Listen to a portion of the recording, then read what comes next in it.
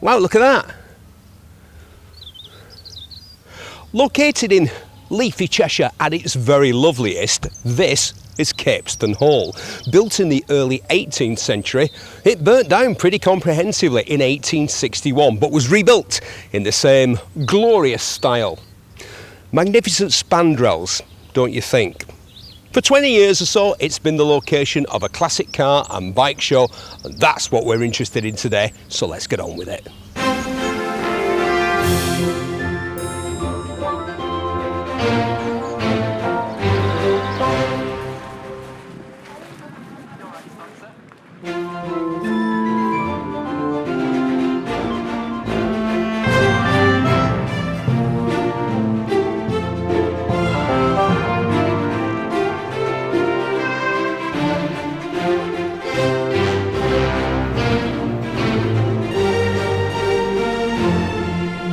So Richard, I was intrigued by your sign, saved from the crusher. Really? Yes, really. I mean, I never set out to buy this car, but I saw it on eBay, contacted the existing owner, and it had basically been broken for spares. He'd offered it to various members of the Minx Club, no takers, so he decided to break it up. It was completely rotten from the windscreen back. There were no floors in it, no boot floor. I mean, basically it took, I think it was 2 bin bags full of rust that I shoveled out of it when I eventually got it. And if I hadn't bought it, it was booked for the guy to take it away, and basically there was nothing left of the car really.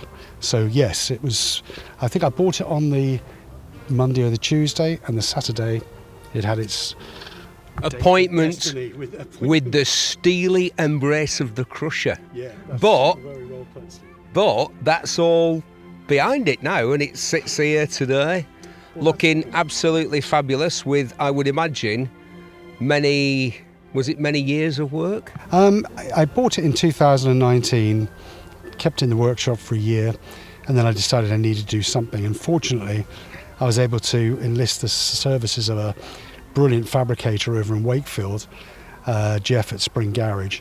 Jeff had done some work for me on a previous car, which I was really impressed with, and Jeff was happy to fit it into his workshop. So basically he fabricated the new floors while I went out. I managed to get new rear or second-hand rear wings with door shuts, because the door shuts have been cut out, and without those it would have been a much more difficult job. I was very lucky to find some great guys who really helped me, and this is the car as you see it now. And there's nothing like driving something that it wouldn't be here without you, because you know it's not like buying one. It's not the same. When you drive a car that was absolutely going to be disposed of, it was nailed on. It had its date with destiny, like you've said. When you drive it and you take it on its first proper trip and it gets you there and back, there's no feeling like it. No, there isn't. And it's a fun car to drive, and even though it's a 1956, it's got the first of the overhead valve engines, 1390cc. It only weighs 970 kilograms, so it's actually quite a perky car to drive.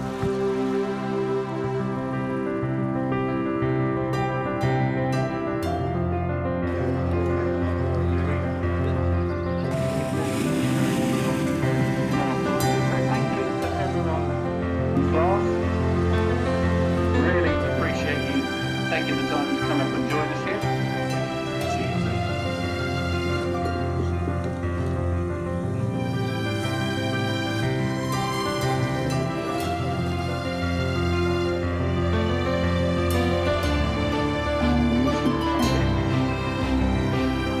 Anniversary of the filming. This very year.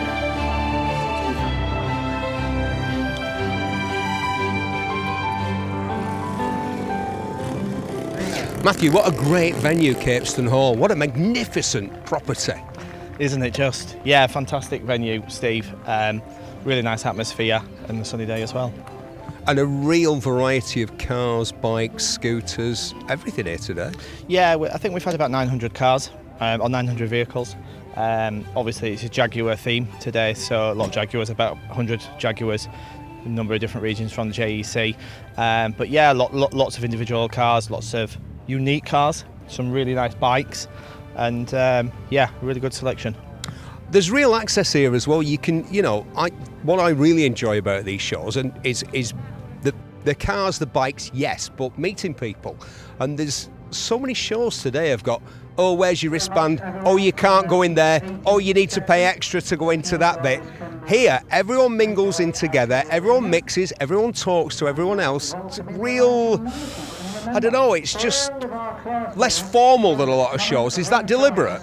Yeah, we try and pitch it as being inclusive. So what we mean by that is it's priced at a level that's not too expensive. But really, I think everyone's here for a good day.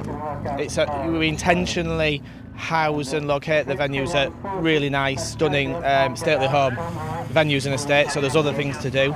And then on top of that, we try and build the event so that you've got a fantastic range of cars, a wide range of vehicles, but other bits of content as well, from your trade stalls to your food and drink, and then always other bits and bobs to do at the venue. So I think it all comes together to create that atmosphere, and it's something that we've intentionally built, and I'm very proud of, to be honest. It's a bit old-fashioned in a way, but a bit like the cars, but isn't that a good thing? I think so, yeah. It's just like, I often describe it as a good old-fashioned British day out. It's a family day out as well, isn't it? It is, yeah. It's, obviously you're getting enthusiasts, but I think more and more we get families, we get people looking for a day out, some people looking to do things a bit different, and everybody's welcome. Have you noticed as well, Matthew, that ever since you've asked me to come and film your shows, you've had fantastic weather at every single one? Yes, and long may it continue. Thank you.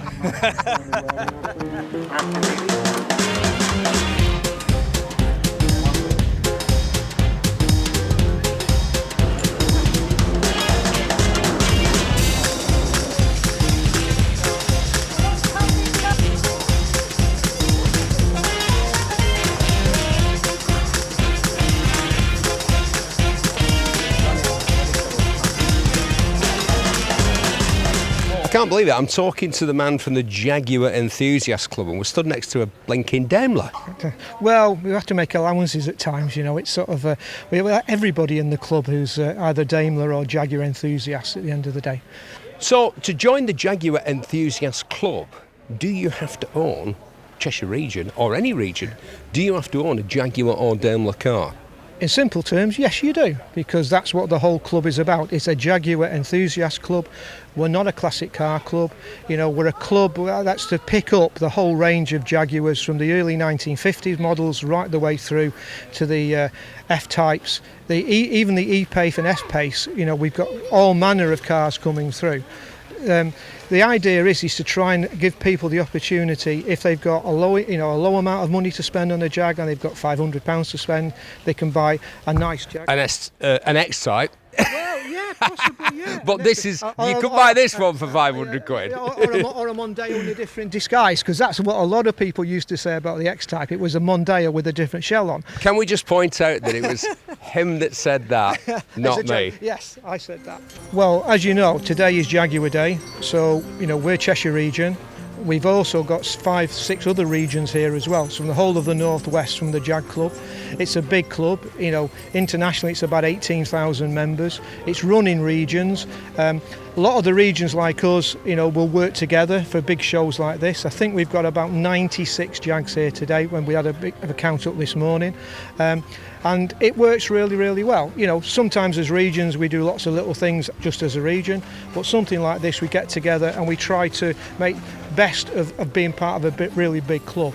And the beauty with Matthew is, classic shows, with Matthew, we've worked with Matthew for years, and this really does epitomise how it's changed. When we started off, it was just primarily the Cheshire region and the North Staffordshire region.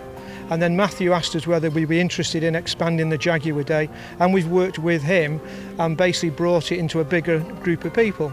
And we've got a really, really good relationship with Matthew going forward. Well, obviously, because you've got the prime, you've got the prime spot. I was going to say, some of these shows, not Matthew's shows necessarily, but you'll go to a show and it'll say it's at such and such a hall or stately home, and you get there and you're stuck right down the bottom, as far away. You're in a different postcode, aren't you, from the house? Look at us here, right in front of this magnificent house. Well, we started off in the very early days and we didn't used to park on the gravel. We used to park on the grass outside, and then we made a bit of a change. We happened to say to Matthew one day, how about letting us park on the gravel?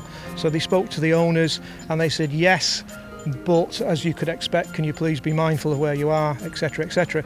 So we've done this now, and we're getting pretty good at where we line the cars up, where we park the cars, and we try and get it so the public can have a walk round and see everything, but we can get in and out if we need to go down to the ring to display the cars and stuff like that. You know, you come to an event like this, Matthews or anybody else's, where you've got something like this as a backdrop, you've got so much more plus the cars to look at. Because the gardens and the lake are beautiful, and you can have a look around the house as well. And as you say, better than just a field in the middle of nowhere. There's so much more to a show like this, isn't there? Without a shadow of a doubt. And I think you've only got to look at the amount of cars that are out in the field in general. You know, the whole range of classics, modern classics, the whole lot. You know, there's a massive enthusiasm in I think in the UK about classic cars. You know, and as you pointed out earlier on, Jaguar, Daimler, you know, they've got the heritage, they've got the Heritage Trust vehicles. You know, we did a big thing in Blackpool last year, which is the 100th anniversary, where we got a lot of the cars from the museum brought up to Blackpool, put them in front of the public, get the brand out there, if you like. You know, so you're selling the brand, if you like, from the new stuff, but also the, you know, the classics and the modern classics as well. Right, well, the good thing about these shows is just not necessarily stuff that's going on in the arena, but stuff that's just parked up randomly in the car park. Like this pair of amazing but unusual cars. This was obviously a Rover P6 at some point. I'm not sure what's been done to it, but whoever's done it has done a brilliant job. It looks a bit like kind of if Batman had been the manager of like a Midland bank in the 1960s as his cover. That's what he would have driven. Because it's kind of a Rover. It was a solid middle-income, middle-class car. Bank managers, doctors, people like that. Maybe a veterinary surgeon. But look at that. It's all aggressive and butch and hot roddy. And then next to it, a little Austin. I'm not going to say which one, right? I'm going to say A40. And then you can say, oh, it's clearly not an A40. I don't know, it's one of those little Austins. But it's been made into a sort of Bonneville Salt Flats hot rod, Lakester, racer. I don't know what it is, but do you know what? I like it. I like both of them. I have no idea what they are, who made them, what engine's in them, or anything, but I love them. They're great.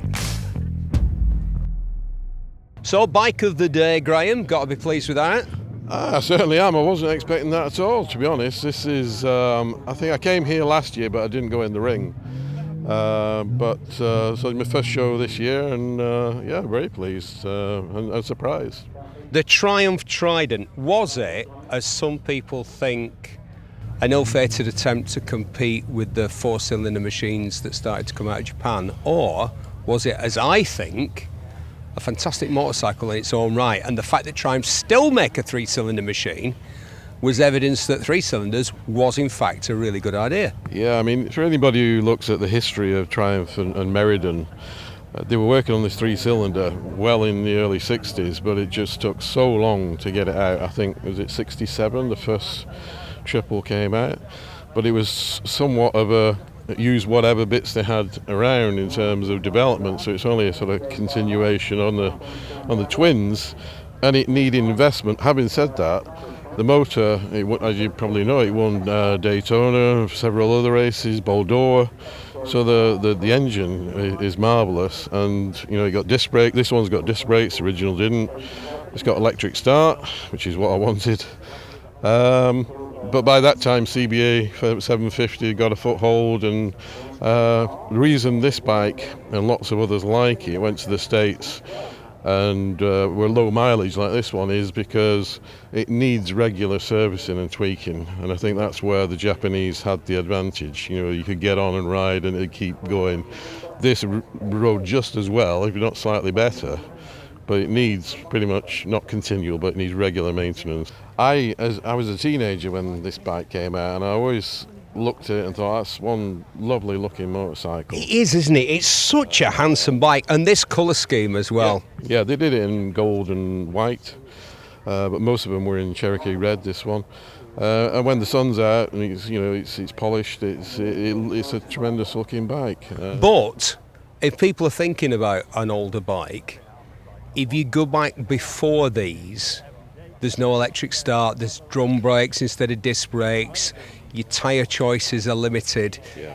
If you want a classic look, but a modern ride, it's not a truly modern ride, but a much more modern ride with disc brakes and, is that a 5-speed? It is, yeah, it's a 5-speed, yeah. Yeah, so you got a 5-speed gearbox. Go back to a 4-speed with drum brakes and old school tyres, and they feel old. This feels surprisingly modern to ride, doesn't it? I came on the motorway at 60, 70 miles an hour, and it's only doing less than 4,000 revs. It's a comfortable ride. But you're right, the bikes previous to this, the brakes weren't particularly good. It is, if you got on a modern bike and you then tried this one, you think it's perhaps a little agricultural, but it does ride very well, actually, considering it's nearly 50-year-old. A handsome motorcycle. You should be rightly proud of it, sir. All right, well, thank you very much. I'm very pleased with the result, and there's a lot of people come and ask me about it, so I'm glad that people appreciate it.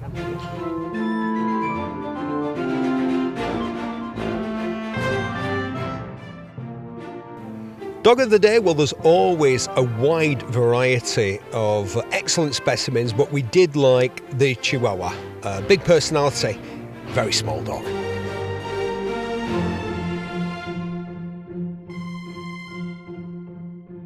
Dan, what's the difference between cleaning a car and detailing a car? I've always wanted to ask somebody. It's the difference mainly between just getting it clean in terms of the dust off it, and detailing is really when you go to town. Cleaning the air vents, around the gear stick, getting those arch liners out, really going full bore on it. Is it something you can learn now? Is there like detailing college? Yeah, there are quite a lot of detailing courses out there for people that want to, further the skills from just getting a bucket and sponge out to using the right equipment to getting that, sort of showroom finish. Because, of course, there are all kinds of car shows, not just this one, although this one is very good, where people will turn up with cars which, frankly, look a lot better than the day that they actually left the factory. Absolutely. Why? I have my suspicions, but perhaps you can tell me why that is. A lot of the time you'd be surprised at just how many imperfections cars come out the factory with. Scratches, contamination, and sometimes the first thing a customer will do on a new car is take that new car and do a full 2 to 3 day detail on it. Really? So continuing that trend throughout the car's life just maintains it to the highest standard. Well, so how do you justify, which sounds nasty, it's not meant to be, I'm not trying to be nasty, how do you justify charging people to do what you do over just going out there with a bit of elbow grease and a bucket of soapy water? Absolutely. Myself and Carl, we used to do the valsing and detailing ourselves, and it does come at a premium. But the packages are often tailored from very small prices in in 2 figures for the basics. But it's all the way it's done, Steve. It needs to be done safely with the right equipment, with real wash mitts, towels to dry. We don't use leathers here. We use drying towels that are really, really, really thick. And we advise customers, once we've done that, how they can maintain it themselves. So it hasn't got to be where they have it done every month, every week. We do it once, show them how it's done right, and then they can take our advice and go on from there. Why are those detailing videos on YouTube so damn popular? I think it's created a big following now where, the days of going down Halfords and buying a bucket and sponge and doing your car.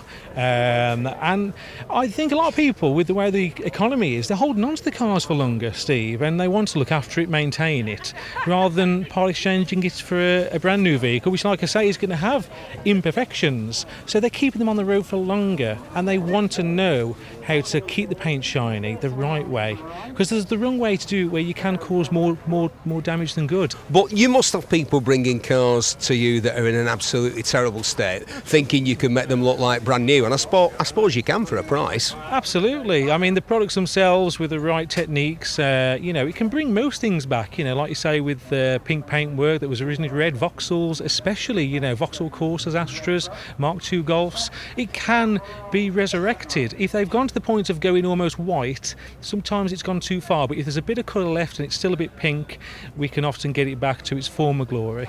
And I suppose you have a lot of people who come to you just because they're wanting to sell a car, but your advice would be preventative care is better than desperation.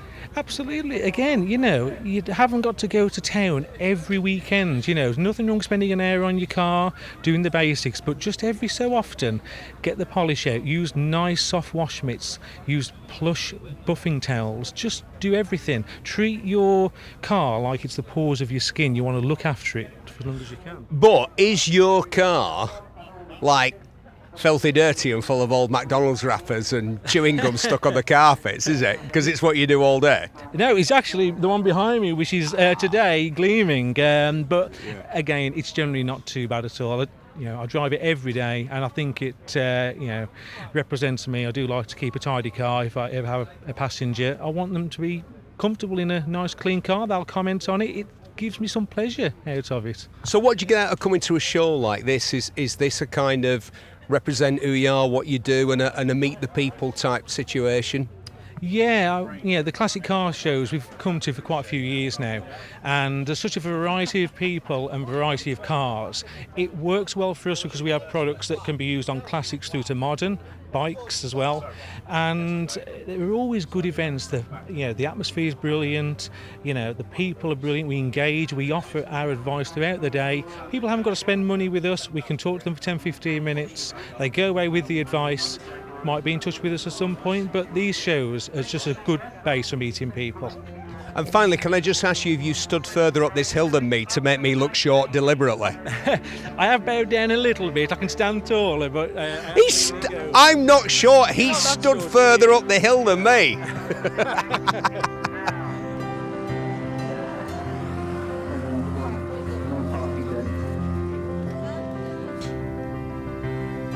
Look at it. It's just outrageous. I mean, it's not a rare car from its time. And it's just, that's what happens when people take LSD. It's crazy, but it's fantastic. It's like the Empire State Building on wheels, isn't it?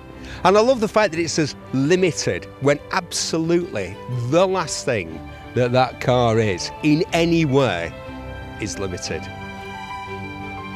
Fantastic.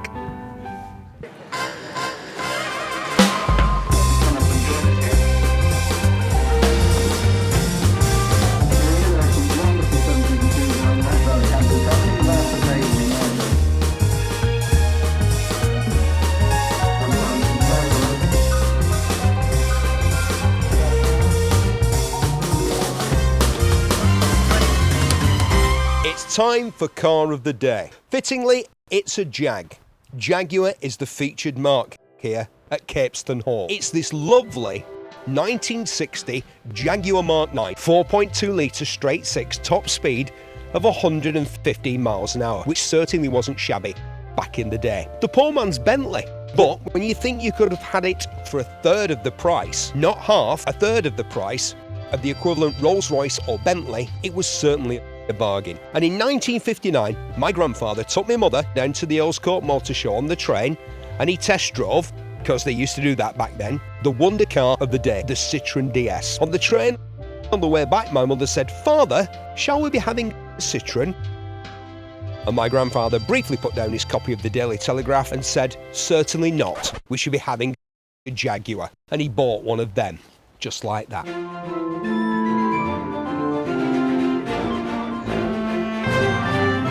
Right, that's it. Great day out at Capesthorne Hall. We will see you at the next one.